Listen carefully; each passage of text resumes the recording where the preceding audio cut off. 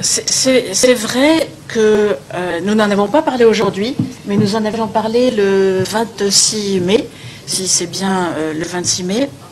Je reviens à ce que j'ai dit tout à l'heure à propos du sommet de Paris pour un nouveau pacte financier mondial.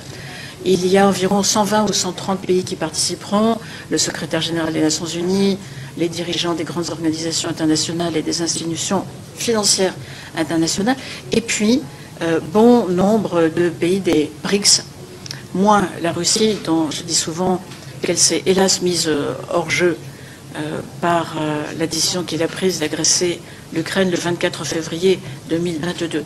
Mais le Brésil sera là avec le président Lula. L'Afrique du Sud, nous l'avons dit tout à l'heure, sera là avec le président Ramaphosa.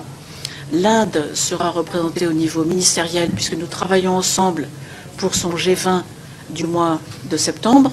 Et la Chine sera là représentée par le Premier ministre chinois, M.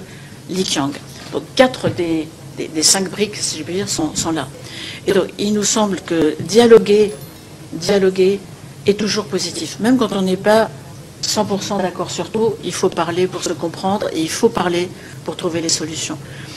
Et donc nous réfléchissons à haute voix, mais c'est évidemment une décision que les pays concernés sont seuls à même de prendre, à la possibilité de poursuivre ce dialogue, pourquoi pas au sommet des BRICS ou dans un autre format.